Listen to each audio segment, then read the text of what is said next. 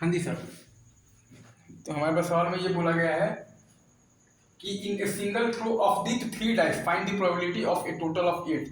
3 dice को हम लोगों ने थ्रो किया है, तो प्रोबेबिलिटी बनाना है तीनों डाइस पर जो नंबर्स आएगा उसका सम 8 आएगा। तो ये आपका सिंपली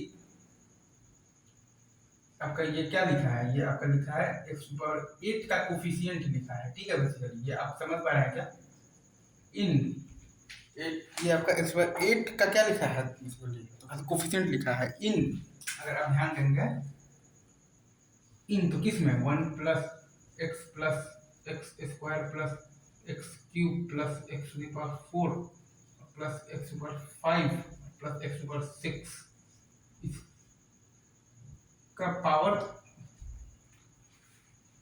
1 से स्टार्ट नहीं होगा, x से स्टार्ट होगा। ये सही है, इसका पावर क्यूब में ये सही है। तो इसको आप लिख सकते हैं बेसिकली आपका x, ये आपका बेसिकली तो क्या है x/5 का ये है कोफिशिएंट है, तो ये सही है। इन आप लिख सकते हैं 1 plus x square plus x cube plus x ऊपर 4 और प्लस एक्स ऊपर 5 का पावर 3 में, मतलब कि ये एक्स ऊपर 5 का कोफिशिएंट है। इन आप चाहें तो इसको लिख सकते हैं x to the power 6 minus 1 का cube into with a minus sign 1 minus x to the power minus आप लिख सकते हैं 3 में।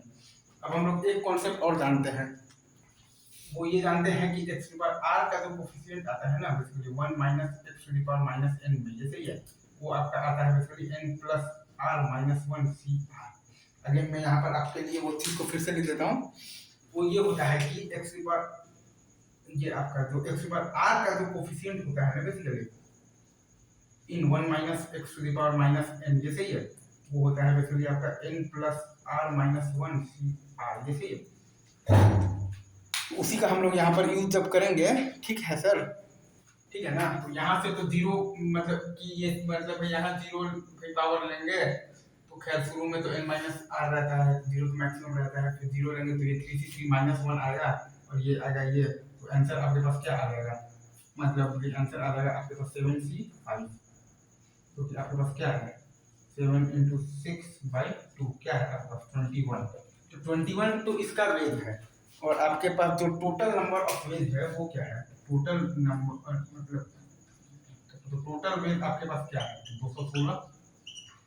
तो आपके पास आंसर जो आएगा वो क्या है, जाएगा आंसर आपका आ जाएगा 21/216, ये सही जो कि है आपके पास 7/72, ये सही है। Is it true? आपका जो आंसर जो आएगा जो ये सवाल का वो आंसर आपका आ जाएगा बेसिकली आंसर आपका आएगा 21/216 जो कि बराबर है आपका 7/72 के, ये सही है।